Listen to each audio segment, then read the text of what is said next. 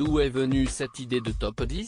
Raphaël Marchal, l'idée de ce classement est née il y a 1 an et demi. On mène à parler. Et voilà l'émission qui avait été imaginée. Une autre, consacrée au dessert, sera diffusée d'ici la fin de l'année. Historiquement, C8 n'est pas une chaîne qui s'intéresse à la cuisine. Si est ce qu'on m'a dit quand je suis arrivé il y a 5 ans dans l'émission de William Lémergie. J'y interviens toujours 2 fois par semaine dans des reportages où je parle des produits. Vincent Pujol, le directeur des programmes, a toujours dit que si un jour C8 faisait quelque chose sur cette thématique, ce serait avec Télévision Only, qui produit très bon sur Paris Première. Comment s'est fait le choix de Yannick Aleno pour co-animer l'émission ? Il fallait un chef qui ne soit pas identifié comme intervenant sur une autre chaîne, mais connu malgré tout. Yannick Aleno a dit oui tout de suite. Si est une expérience qu'il avait envie de vivre. Il avait déjà participé à Top Chef comme invité mais pas comme juré.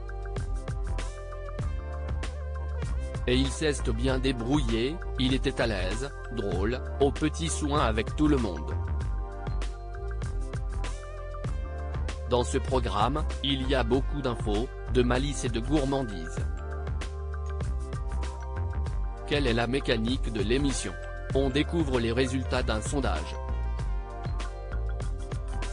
Toutes les régions sont représentées, surtout celles de l'Est.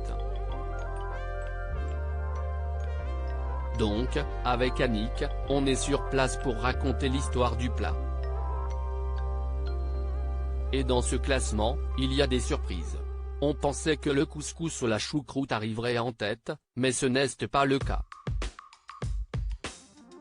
Dans cette émission tournée en mars, il y a le témoignage d'Antoine Aleno, le fils de Yannick, décédé le 8 mai, fauché par un chauffard à Paris. Quel est le contexte de cette séquence ?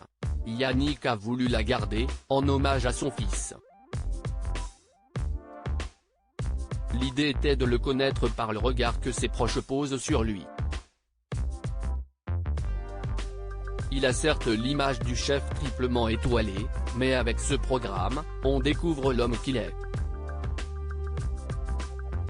Avez-vous gardé le contact avec lui après le tournage de l'émission ? Oui, bien sûr. Il a été d'une force incroyable en s'exprimant le jour même du décès. Il n'avait pas la même approche de la cuisine mais Yannick parle d'Antoine avec fierté. Un sentiment qui s'entend également lorsqu'il évoque son autre fils, Thomas.